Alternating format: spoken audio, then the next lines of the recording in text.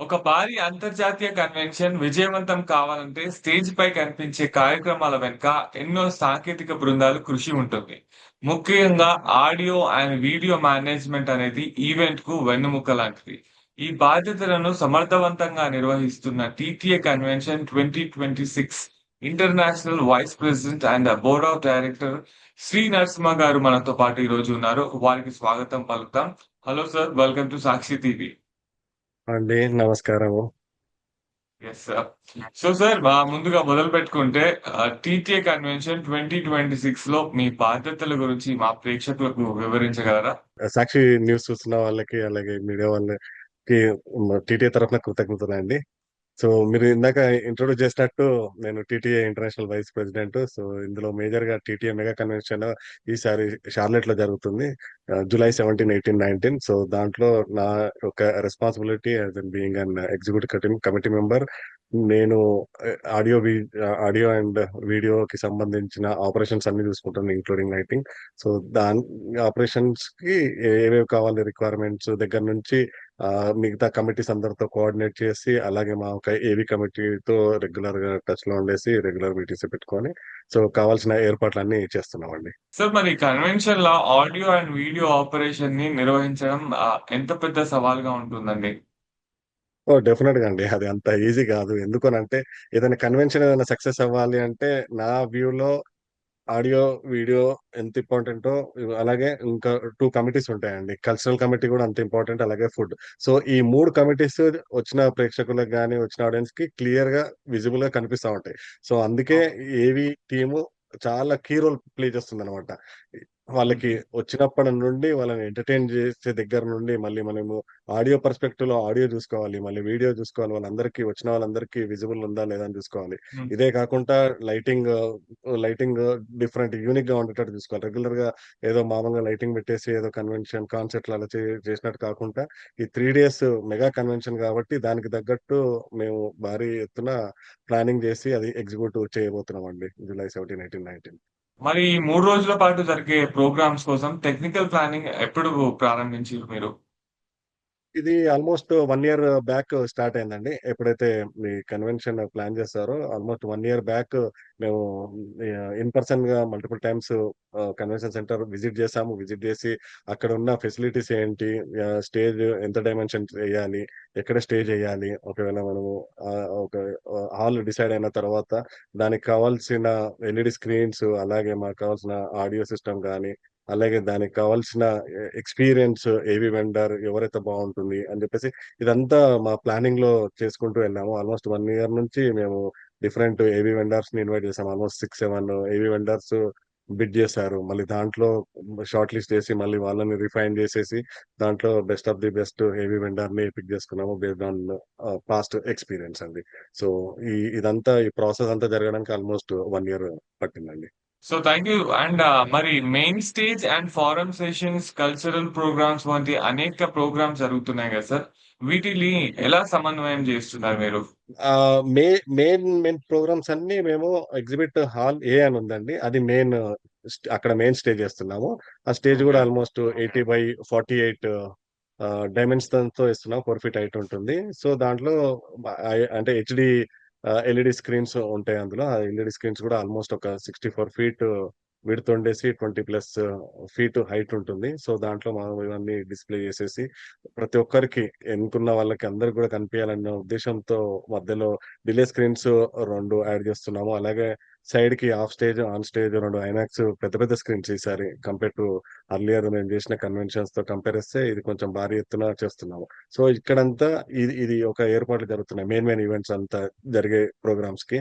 So, ఇక్కడ మేజర్‌గా programmes తీసుకుంటే ఏమవుతుందంటే మనకి ఆస్కార్ విన్నర్ ఎంఎం కీరవాణి గారిది గ్రాండ్ ఫినాలే ఉంది. అది సండే ఉంటుంది. సాటర్‌డే రోజు థియరీ బ్యాండ్ వాళ్ళదుంది.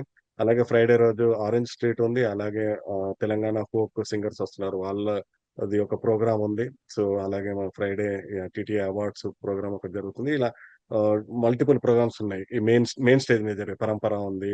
మళ్ళీ ఇంకా గ్రెగరీ హ్యాంకాక్ అని చెప్పేసి ఇంటర్నేషనల్ డాన్స్ అకాడమీ వాళ్ళది వాళ్ళ ప్రోగ్రామ్ ఉంది. మళ్ళీ మిగతా ఇంకా చాలా కల్చరల్ ప్రోగ్రామ్స్ జరుగుతా ఉంటాయి మెయిన్ స్టేజ్ మీద. అలాగే ఇక డిఫరెంట్ మాకు మీరు ఇందాక అడిగినట్టు ఏంటి అంటే మాకు బ్రేక్అవుట్ రూమ్స్ ఉన్నాయి. దగ్గర దగ్గర ఒక 12 బ్రేక్అవుట్ రూమ్స్ ఈ ఈ మా డిఫరెంట్ సెషన్స్‌కి, డిఫరెంట్ ప్రోగ్రామ్స్‌కి లైక్ సీఎంఈ అనే ప్రోగ్రామ్ ఉంది. కంటిన్యూయింగ్ మెడికల్ ఎడ్యుకేషన్ అలాగే ఉమెన్ ఫోరం ఉంది. మళ్ళీ మాకు స్టార్టప్ ఫోరం ఉంది. ఇమిగ్రేషన్ ఫోరం ఉంది. లిటరరీ ఫోరం ఉంది. బిజినెస్ సెమినార్స్ ఉన్నాయి. పొలిటికల్ ఫోరమ్స్ ఉన్నాయి. అలాగే బ్యూటీ పేజెంట్ జరుగుతుంది. మళ్ళీ యూత్ ఫోరమ్స్ ఉన్నాయి. దాంట్లో యూత్‌కి సంబంధించిన బ్యాంకెట్ జరుగుతుంది. ఇవే కాకుండా ఇంకా వేరే చాలా అలా తీసుకుంటూ పోతే 12 రూమ్స్‌లో 2 డేస్ మల్టిపుల్ ప్రోగ్రామ్స్ జరుగుతా ఉంటాయి. సో, మా ఏవీ టీము ఒక దగ్గర దగ్గర 17 మెంబర్స్ ఉన్నారు. సో, అందులో డివైడ్ చేసుకున్నారు. కమిటీలో కొందరు బ్రేక్‌ఔట్ రూమ్స్‌లో ఉండాలి. కొందరు మెయిన్ స్టేజ్ దగ్గర ఉండాలి. కొందరు ఎఫ్ఓహెచ్ దగ్గర ఉండాలి. సో, ఇలా అంతా యాస్ ఎ టీమ్‌గా మేమందరము మల్టిపుల్ ప్లేసెస్‌లో ఎక్కడెక్కడైతే జరుగుతున్నాయో అవన్నీ డిస్టర్బెన్స్ లేకుండా జరగడానికి ఇవన్నీ ప్లాన్ చేశామండి. ఓకే. మరి ఈసారి టీటీఏ కన్వెన్షన్‌లో ప్రేక్షకులకు అత్యుత్తమ ఆడియో అండ్ విజువల్ ఎక్స్‌పీరియన్స్ అందించడానికి ఎలాంటి కొత్త టెక్నాలజీ మరియు ఉపయోగిస్తున్నారు? అదే ఇందాక చెప్పినట్టు ఈసారి హై రిజల్యూషన్ ఎల్ఈడీ స్క్రీన్స్ వాడుతున్నామండి.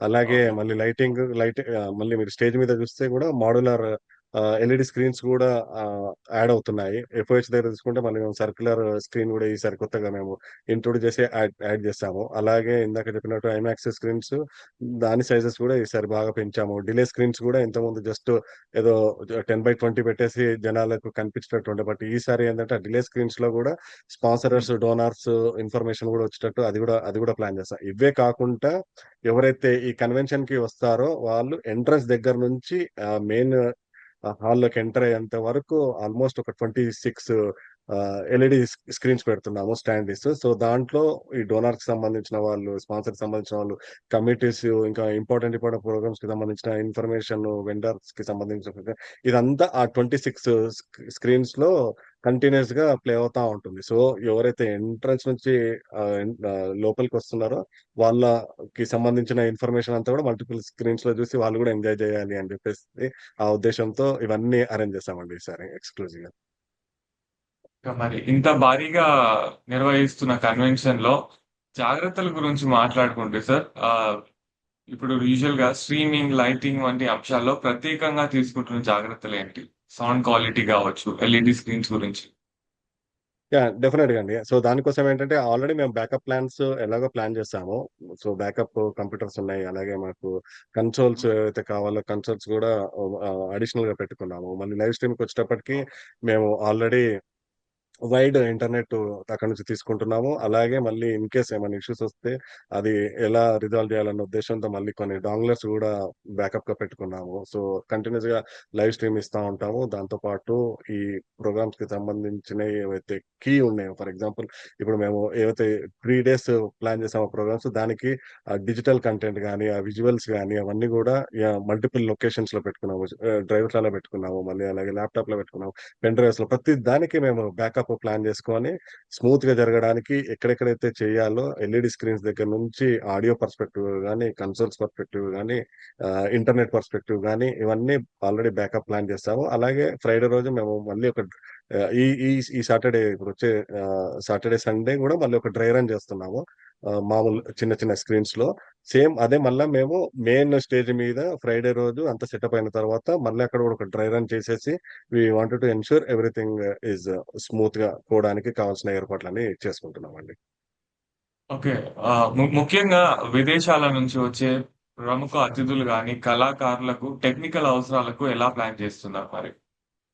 డెఫినెట్‌గా అండి. ఇప్పుడు మాకు ఎవరైతే వస్తున్నారో ఈ కళాకారులు వీళ్ళంతా ఇప్పుడు కీరవాణి గారు గాని, ఆరెంజ్ స్ట్రీట్, థియరీ బ్యాండ్ వీళ్ళంతా ఇండియా నుంచి వస్తున్నారు. సో, వాళ్ళకి మేము ఆల్‌మోస్ట్ ఒక 6 మంత్స్ నుంచి వాళ్ళతో కోఆర్డినేట్ చేస్తూ వాళ్ళకి కావాల్సిన టెక్ రైడర్స్ తీసుకొని వాళ్ళకి కావాల్సిన బ్యాక్‌లైన్ ఇన్‌స్ట్రుమెంట్స్ గాని, ఎక్విప్‌మెంట్ గాని అదంతా అరేంజ్ జేయడానికి సో, ఆల్రెడీ ఏవి వెండారు ప్లస్ వీళ్ళందరితో మేము కోఆర్డినేట్ చేసి వాళ్ళ దగ్గర నుంచి హ్మ్. ఆల్రెడీ టెక్ రైడర్స్ తీసుకున్నాము. వాళ్ళకి కావాల్సినయన్నీ బ్యాక్‌లైన్ ఎక్విప్‌మెంట్ ప్లస్ అవన్నీ అరేంజ్ చేసాము. దాంతో పాటు ఇప్పుడు వాళ్ళు పెర్ఫార్మ్ చేస్తున్నప్పుడు ఫర్ ఎగ్జాంపుల్ ఇప్పుడు నేను ఇందాక చెప్పినట్టు తెలంగాణకి సంబంధించిన ఫోక్ సింగర్స్ 7, 8 మెంబర్స్ వస్తున్నారు. అందులో మేజర్‌గా తీసుకుంటే మనకి వందేమాతరం శ్రీనివాస్ గారున్నారు. ఆహ్, నర్సిరెడ్డి గారున్నారు, రేలా గంగా ఉంది, రసమై బాలకృష్ణ గారున్నారు, మిట్టపల్లి సురేందర్ గారున్నారు, నాగరాజు గారున్నారు, అలాగే సంధ్య అనేసి ఇంకో సింగర్ ఉంది.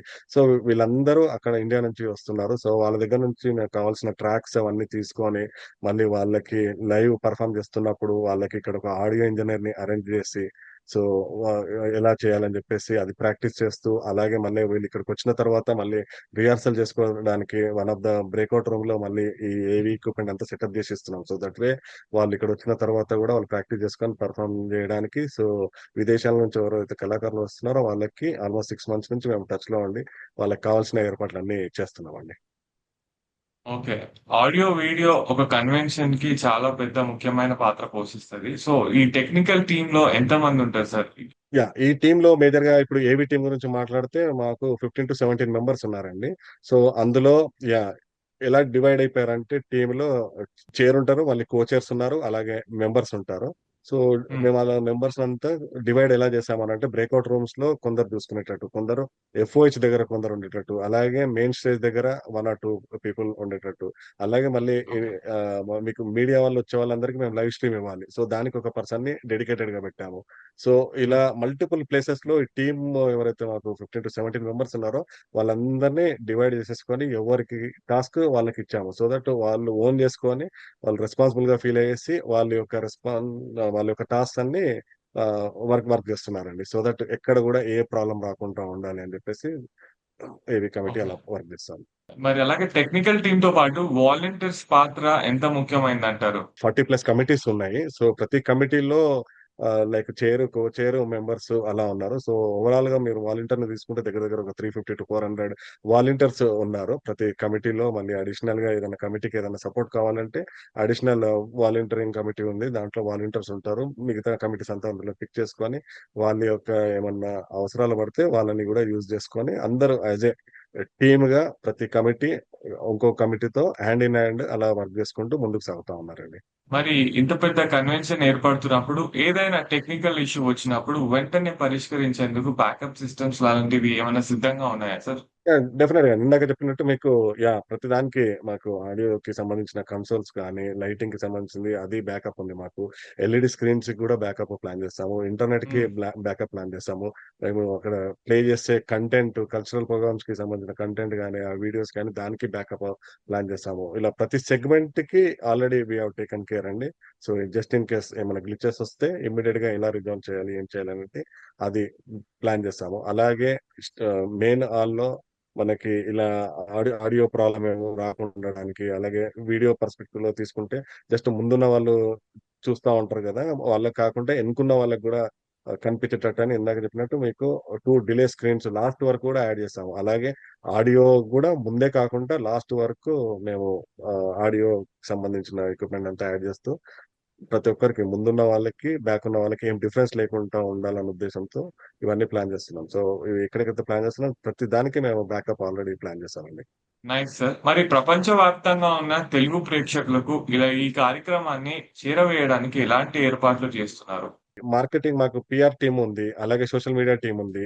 సో, హ్మ్. ఎక్కడెక్కడైతే పాసిబిలిటీ ఉందో అందులో మేము ఆల్రెడీ ప్రమోషన్స్ ఆల్‌మోస్ట్ ఒక 6 మంత్స్ నుంచి మా ప్రమోషన్స్ ఎళ్తా ఉన్నాయి. ఫేస్‌బుక్ గాని, ఇన్‌స్టాగ్రామ్ గాని ఇలాంటి అన్నిట్లో మేము ఆల్రెడీ మార్కెటింగ్ చేస్తా ఉన్నాము. సో, వరల్డ్ వైడ్ ఎక్కడున్నా జనాలందరికీ ఇప్పుడు ఆల్‌మోస్ట్ అందరికి తెలిసింది. ఇక్కడ షార్లెట్‌లో టీటీఐ మెగా కన్వెన్షన్ జరుగుతుంది అని చెప్పేసి. సో, అలా పాస్ చేస్తా ఉన్నాం ఆ ఇన్ఫర్మేషన్. దాన్ని బేస్ చేసుకొని డిఫరెంట్ ఇప్పుడు already Charlotte near by states ఎక్కడైతే ఉన్నాయో మల్టిపుల్ స్టేట్స్ నుంచి గూడా ఆల్‌మోస్ట్ చాలా మంది రిజిస్టర్ చేసుకున్నారు. చాలా మంది ఆ రోజు విజిట్ చేస్తున్నారండి.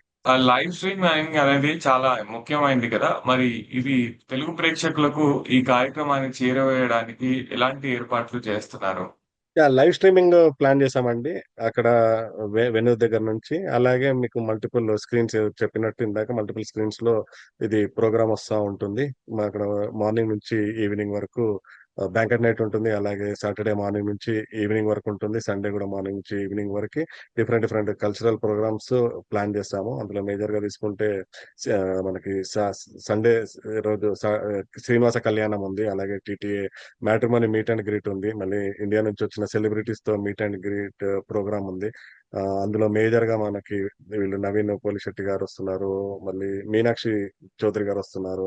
యాంకర్ సుమ గారు, రవి గారు, కాసల శ్యామ్ గారు, దిల్ రాజు గారు, రామ్ రాథోడ్ గారు, మల్టిపుల్ అదే ఇంకా డైరెక్టర్స్ వస్తున్నారు. ఇలా చెప్పుకుంటూ పోతే పెద్ద చాలా లిస్ట్ ఉందండి.